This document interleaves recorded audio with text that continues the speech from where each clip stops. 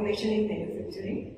I am Neha Joshi, Assistant Professor in Mechanical Engineering Department at LJ Institute of Engineering and Technology. Now in today's session, we will discuss the importance of automation in manufacturing, overview of the syllabus and practical application of automation in manufacturing. Now, why this subject is important? Why automation is important in the manufacturing? It seems like new technologies are emerging and resetting the way we work every day. In the manufacturing industry, the use of automation is rising and gaining traction.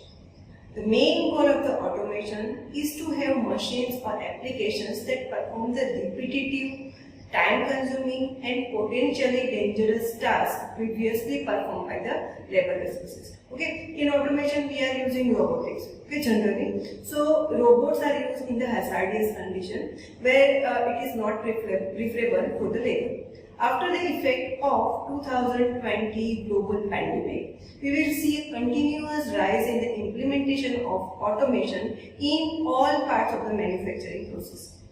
From the production and assembly to tracking and monitoring, the benefits of automation will be observed.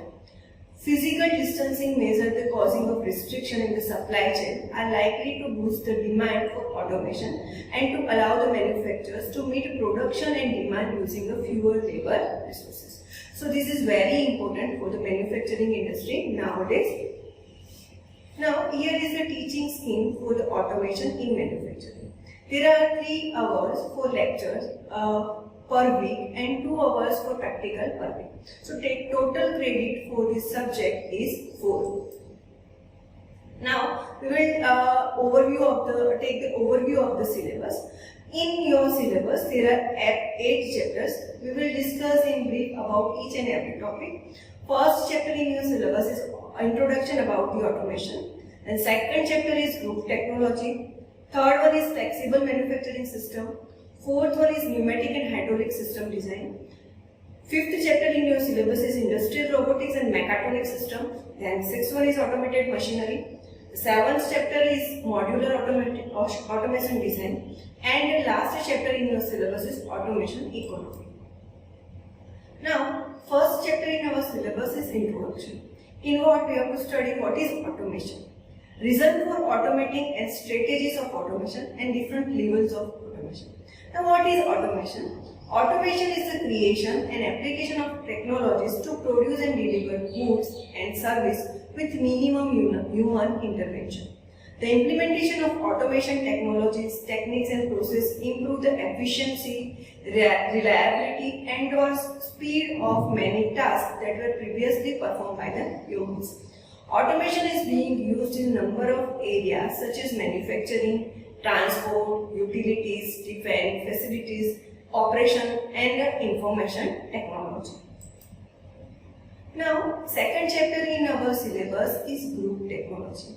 In that chapter, we will cover different topics like what is group technology, what is part family, part classification and coding system. Now, what is group technology? Group technology is a manufacturing philosophy in which similar parts are identified and grouped together as a part family in order to take the advantages of the similarity in design and manufacturing. Okay. Now, third chapter in our syllabus is flexible manufacturing system. Okay. Now, what is FMS? FMS is a highly automated group technology machine cell consisting of a group of workstations interconnected by an automated material handling and storage system and controlled by a computer system. Now in this chapter we will cover various topics like what is FMS, objective and component of FMS, then FMS layout, automated guided vehicles and automated storage and retrieval system. Now fourth chapter in our syllabus is pneumatic and hydraulic system design. In that, we have to study pneumatic and hydraulic system components, pneumatic and hydraulic actuators, application of pneumatic and hydraulic system in automation, pneumatic and hydraulic circuit design for automation, and limitation of pneumatic and hydraulic system.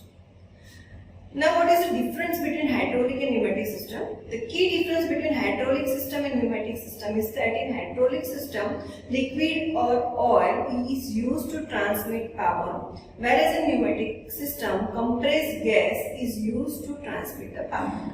So that we have to study in our chapter. Then fifth chapter in our syllabus is industrial robotics and mechatronic system.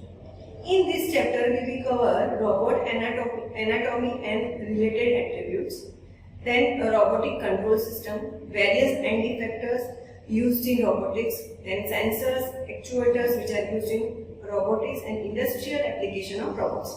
Now, what is robot? Robot is a reprogrammable, multifunctional manipulator designed to move materials, parts, tool or specialized device to variable program motion for performing a variety of tasks. Now, sixth chapter in our syllabus is automated machine. In that, we have to study automated transfer machine, automated transfer line, automated storage and retrieval system, then automated guided vehicles, automated material handling and inspection system in which coordinate measuring machine is used.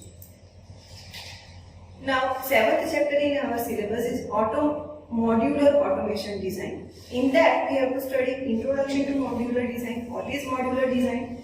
Then modular automation. Also, we have to prepare a case study for modular design on casting shop design, press breaking shop design, and machine shop design. And last chapter in our syllabus is automation economy. In that, we have to study plant economy, then feasibility of automation on economical sense, effect of automation on economy, feasibility of automation in industrial Indian market, scope of automation in Indian industries, and break-even point analysis for automation. Now, you can see here industrial revolution from industry 1.0 to 4.0. The industrial revolution transformed economy that had been based on the agriculture and handicrafts into economy based on the large-scale industry, mechanized manufacturing and the factory system. New machines, new power source and new way of organizing work made the existing industry more productive and efficient. Here you can see the industrial revolution. First revolution started in 1784 with the use of steam engine. The second revolution started in 1817 when electricity was used for the mass production, and the third revolution came in 1970 when the automation was introduced with the help of computer, electronic and information technology. Today industry use Internet of Things, IoT and cyber physical system for the automation.